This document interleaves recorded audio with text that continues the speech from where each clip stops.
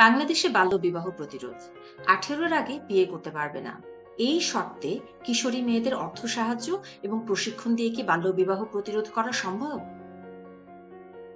গবেষণায় দেখা গেছে, জীবনে পথ চলার প্রশিক্ষণ ও সচেতনতা বৃদ্ধি করলে মেয়েদের বাল্যবিবাহ ও স্কুল থেকে ঝরে পড়ার হার কমে যায়।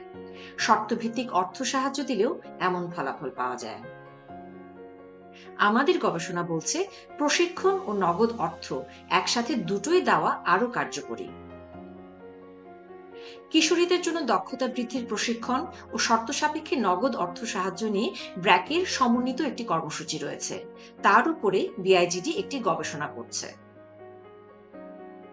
এই প্রকল্প শুরুর 1 বছর পর জরিপ করে আমরা দেখেছি, কিশোরীদের এই ধরনের প্রশিক্ষণ ও মাসে 1000 টাকা করে দিয়ে আশাব্যঞ্জক ফল পাওয়া যাচ্ছে।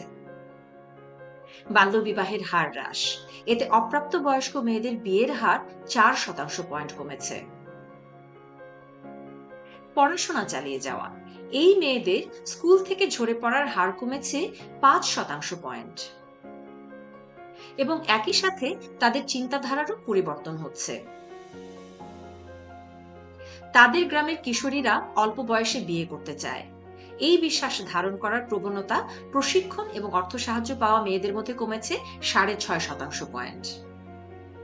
তাদের গ্রামের মেয়েদের অল্প বয়সে বিয়ে হয়ে যাবে, এই বিশ্বাস ধারণ করার প্রবণতা তাদের মধ্যে কমেছে 9%।